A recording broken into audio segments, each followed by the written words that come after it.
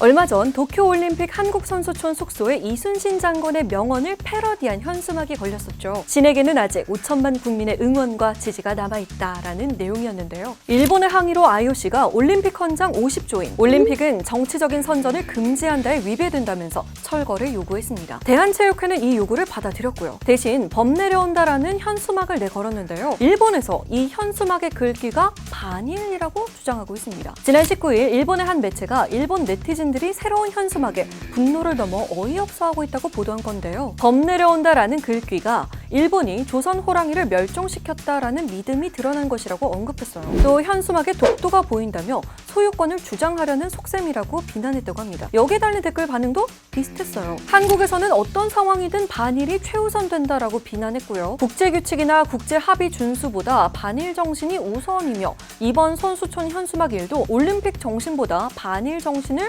우선시했기 때문이라고 언급했습니다. 한편 대한체육회는 이순신 현수막을 철거하면서 IOC의 우길기 응원 금지 약속을 받아냈는데요. 하지만 일본은 우길기 사용에 대해선 침묵하고 있는 상황입니다. 일본의 관방장관은 우길기 사용은 정치적이지 않다라고 했는데요. 우리나라 현수막 내용은 정치적이고 일본의 우길기 사용은 정치적이지 않다는 일본 측의 주장.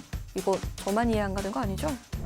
지난 5월 경기도 남양주에서 산책을 하던 50대 여성이 개에 물려 숨진 안타까운 사고가 있었죠. 사고 직후부터 경찰은 이 25kg의 대형견을 방치한 주인을 찾기 위해 수사를 했는데요. 바로 어제 견주의 정체가 밝혀졌습니다. 처음부터 지목되어 왔던 개농장 주인 A씨였어요. 사건 현장 근처에서 불법 개농장을 운영 중이던 A씨는 개가 주변을 배회하는 것을 봤을 뿐 키우거나 관리하지는 않았다라며 견주임을 부인했습니다. 거짓말 탐지기 테스트와 개와의 대면 조사, 현장 검증까지 했지만 이렇다 할 증거가 나오지 않았었는데요. 그러던 중 찾은 개의 과거 행적, 다름 아닌 유기견 보호소에 있었습니다. 경찰이 한 유기견 보호소 사이트에서 남양주 살인견과 비슷하게 생긴 유기견을 발견했고요. 지난해 올라왔던 이 유기견의 사진과 문제의 개 사진을 전문기관에 의뢰했더니 두 개의 유사성이 높다라는 결론이 나온 거였어요. 경찰은 유기견을 입양했다고 기록되어 있던 B씨를 불러서 신문했는데요. B씨는 비슷한 개를 입양해 키웠지만 얼마 후 죽어서 사체를 태워버렸다라고 진술했습니다. 하지만 곧 사실이 아닌 것으로 밝혀졌어요. B씨가 유기견을 입양한 뒤 개농장 주인인 A씨에게 넘겼고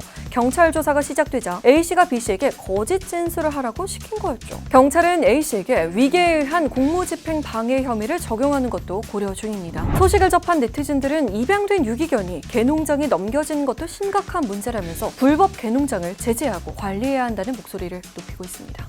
여러분, 전국적으로 정말 덥죠. 많이 더워서 지치지만 우리 힘내보자고요. 구독과 좋아요 잊지 마세요. 안녕!